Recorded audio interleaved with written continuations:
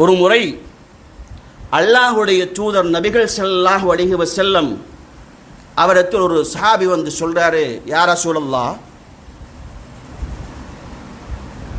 ஒரு நபித்தோழருடைய காணியிலே ஒரு மரம் இருக்கிறது, ஈச்சம் மரம் இருக்கிறது.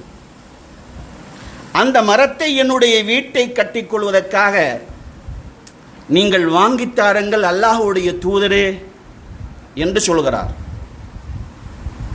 அப்போது அல்லாஹுடைய தூதர் ஸல்லல்லாஹு அலைஹி வஸல்லம் அவர்கள், இந்த செய்தி அஹ்மதில் பதிவு செய்யப்பட்டிருக்கிறது, அல்லாஹுடைய தூதர் ஸல்லல்லாஹு அலைஹி வஸல்லம் அவர்கள் அந்த மனிதரை அழைத்து, உங்களுடைய மரத்தை இவருடைய வீட்டை கட்டிக்கொள்வதற்காக வேண்டி கொடுத்து விடுங்களேன், தர்மமாக கொடுத்து விடுங்களேன் என்கிறார்கள். அந்த மனிதர் இயலாது என்று சொல்கிறார். இரண்டாவது முறை அல்லாஹுடைய தூதர் ஸல்லல்லாஹு அலைஹி வஸல்லம் சொல்கிறார்கள், நாளைய மறுமையில் சுவர்க்கத்தில் உங்களுக்காக வேண்டி ஒரு மரத்தை அல்லாஹ்விடத்தில் நான் பெற்றுத் தருகிறேன், இந்த மரத்தை நீங்கள் கொடுத்து விடுங்கள். அதிலிருந்தும் அந்த மனிதருடைய உள்ளம் இறங்கவில்லை, அவர் இயலாது என்று சொல்கிறார். இந்த உரையாடல் அல்லாஹுடைய தூதருக்கும் அந்த மனிதர்களுக்கு மத்தியிலே நடந்து கொண்டிருக்கிறது. இந்த செய்தியை கேட்கிறார்கள் அபூத்தஹ்தா ரலியல்லாஹு அன்ஹு அவர்கள். இந்த அபூத்தஹ்தா ரலியல்லாஹு அன்ஹு அவர்கள் என்ன செய்கிறார்கள் தெரியுமா? அந்த மனிதரை ஓரமாக அழைத்து சென்று சொல்கிறார்கள், என்னுடைய மிகப்பெரிய ஈச்சம் மரத்தோட்டமே இருக்கிறது.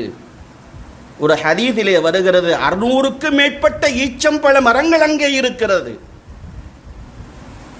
செழிப்பான மரங்கள் கொண்ட அந்த தோப்பை உன்னுடைய ஒரு மரத்துக்கு ஈடாக நான் கொடுக்கிறேன், உன்னுடைய மரத்தை எனக்கு நீ விற்று விடுகிறாயா? இந்த மனிதரும் என்ன செய்கிறார் தெரியுமா?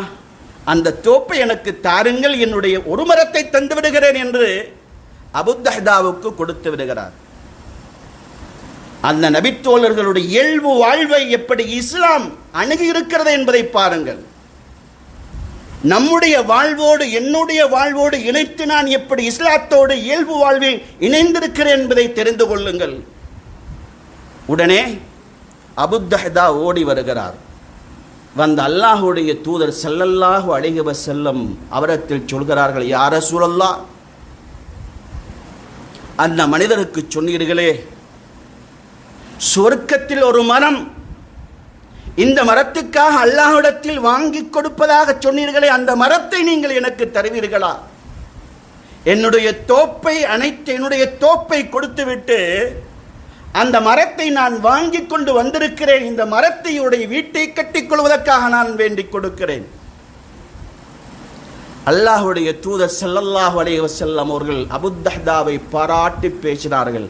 நாளைய மறுமையில் எத்தனையோ கிளைகள் கொண்ட 600க்கு மேற்பட்ட மரங்கள் உள்ள ஒரு தோப்பை இந்த அபூத்தஹ்தாவுக்கு அல்லாஹு தஆலா நாளைய மறுமையில் கொடுப்பான் என்று நபிகள் நாயகம்